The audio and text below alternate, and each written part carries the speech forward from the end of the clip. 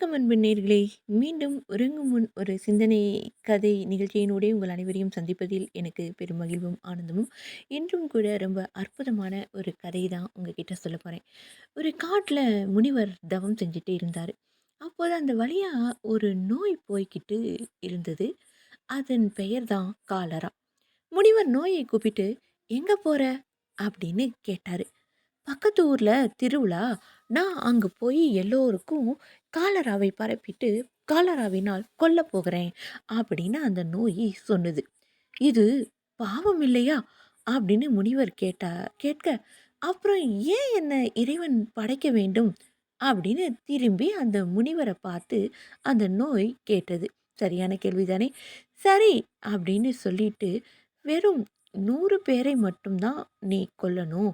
அதற்கு மேல உயிர் பலி ஏற்பட்டுச்சு அப்படின்னா, நீ என் சாபத்திற்கு ஆளாவாய் அப்படின்னு முனிவர் அந்த நோய்கிட்ட எச்சரிக்கை ஒன்ற கொடுத்தாரு.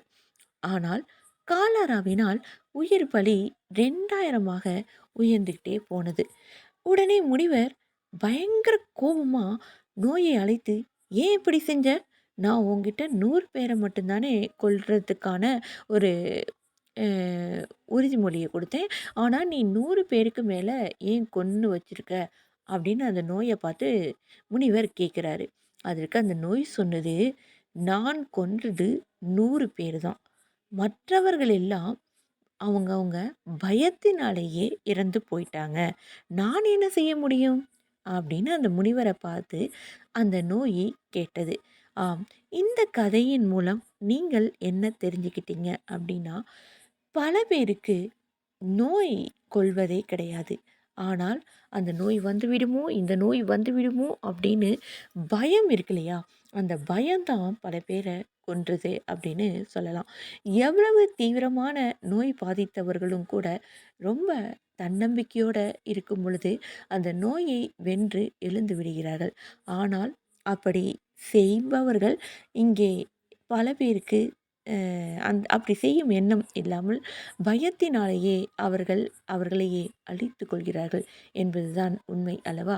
அன்பு நேயர்களே, எதை நினைத்தும் நாம் கண்டிப்பாக கவலையோ, துக்கமோ, பயமோ கொள்ளக்கூடாது.